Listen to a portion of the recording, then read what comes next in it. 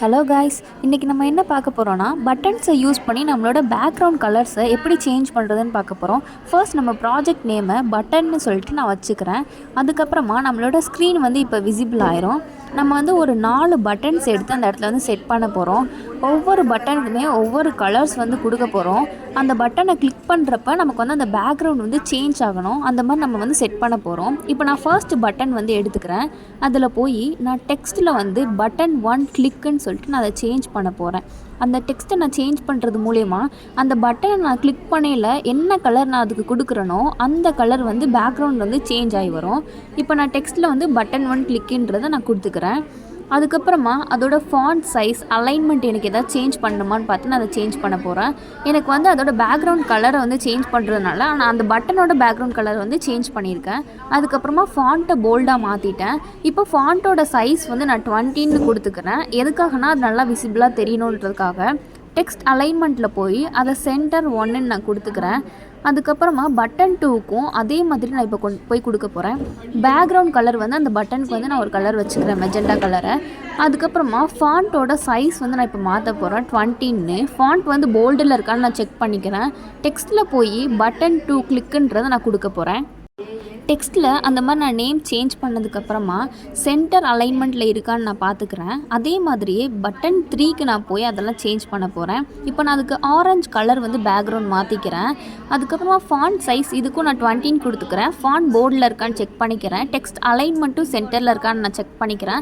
இந்த டெக்ஸ்ட்டுக்கு பட்டன் 3 கிளிக்குன்னு நான் கொடுக்குறேன். இது முடிஞ்சதுக்கப்புறமா எனக்கு 3rd பட்டன் ரெடி ஆயிடுச்சு. நான் இப்போ 4th பட்டன் செட் பண்ண போகிறேன். அந்த பட்டன்லேயும் ஃபாண்ட்டோட சைஸை நான் 20ன்னு சேஞ்ச் பண்ணுறேன். பேக்ரவுண்ட் கலர் நான் ரெட் கலர் கொடுத்துக்கிறேன். அதுக்கப்புறமா டெக்ஸ்ட்டில் போய் பட்டன் 4 கிளிக்குன்னு சொல்லிட்டு நான் கொடுத்துக்கிறேன். இந்த மாதிரி 4 பட்டனையுமே நான் செக் பண்ணிக்கிறேன். 4 பட்டன்லேயுமே எனக்கு தேவையான பேக்ரவுண்ட் கலர், ஃபாண்ட்டோட சைஸ், அலைன்மெண்ட் எல்லாத்தையும் நான் கரெக்டாக ஃபிக்ஸ் பண்ணிக்கிறேன். நானும் பார்த்துக்கிறேன். எனக்கு எல்லாமே இப்போ கரெக்டாக இருக்குது. நான் 4 பட்டன்ஸ் அங்கே ஃபிக்ஸ் பண்ணி வச்சுட்டேன். ஸோ அந்த பட்டன்ஸ் எல்லாத்தையுமே நான் சென்ட்ரலைஸ் பண்ணுறதுக்காக நான் இதுக்கப்புறமா ஸ்க்ரீனுக்கு வரப்போகிறேன். ஸ்க்ரீனுக்கு போயிட்டு நான் சென்ட்ரலைஸ் பண்ண போகிறேன். இப்போ ஸ்க்ரீனில் போயிட்டு அதோட அலைன்மெண்ட் ஹெரிசாண்டரில் இருக்கதை நான் சென்டர் 3ன்னு கொடுக்க போகிறேன். வெர்டிக்கலில் இருக்கக்கூடிய அலைன்மெண்ட்டை சென்டர் 2ன்னு கொடுக்குறதுனால எனக்கு இந்த 4 பட்டனுமே சென்டரில் வந்துடுது. இப்போ எல்லாமே விசிபிளாக நல்லா கிளியராக தெரியுது. இப்போ நான் பிளாக்ஸை போய் செட் பண்ண போகிறேன். பிளாக்ஸில் நான் கண்ட்ரோலில் போய் பார்க்குறேன் எல்லாமே கரெக்டாக இருக்கான்னு. பட்டனில் போயிட்டு இப்போ நான் பட்டன் 1ல் போய் பிளாக் 1 எடுத்து வச்சுக்கிறேன். அதே மாதிரி ஒவ்வொரு பட்டன்லேயுமே எனக்கு வென் டூன்ற பிளாக் தேவை. அதனால் எல்லா பட்டனில் இருந்துமே நான் ஃபஸ்ட் இருக்கக்கூடிய அந்த பிளாக்ஸை எடுத்து செட் பண்ணிக்கிறேன். செட் பண்ணதுக்கப்புறமா எனக்கு அந்த 4 பட்டனுக்குரிய பிளாக்ஸ் ரெடி ஆயிடுச்சு. இதில் நான் சப் அடிஷ்னலாக என்னென்ன பிளாக்ஸ் வைக்க போகிறேனோ அதை தான் நான் இப்போ பண்ண போகிறேன். இப்போ நான் ஸ்க்ரீனுக்கு போய்க்கிறேன். ஸ்க்ரீனில் போயிட்டு எனக்கு அது பேக்ரவுண்ட் கலர் சேஞ்ச் பண்ணுன்றதுனால நான் செட் ஸ்க்ரீன் பேக்ரவுண்டுன்னு இருக்கக்கூடிய ஒரு பிளாக் எடுத்துக்கிறேன். அந்த பிளாக்கை நான் செட் பண்ணிக்கிறேன். இப்போ எனக்கு ஃபஸ்ட்டு பட்டனுக்கு எந்த கலர் பேக்ரவுண்ட் பின்னாடி விசிபிள் ஆகணுன்றதுக்காக நான் ஒரு எல்லோ கலர் எடுத்து அந்த இடத்துல செட் பண்ணிக்கிறேன். இதவே டூப்ளிகேட் பண்ணி நான் 4 பட்டன்ஸ்க்குமே கொடுத்துக்கிறேன். எதனாலனா எனக்கு பேக்ரவுண்ட் கலர் 4க்குமே சேஞ்ச் ஆகணுன்றதுனால ஒரே கோடிங் தான். ஸோ அதே பிளாக்ஸை நான் அங்கே செட் பண்ணிக்கிறேன். இப்போ எனக்கு கலர்ஸ் மட்டும்தான் வேரியபிள் ஆகணும். அதனால் நான் கலர்ஸை மட்டும் சேஞ்ச் பண்ணிக்கிறேன் உள்ளே போயிட்டு.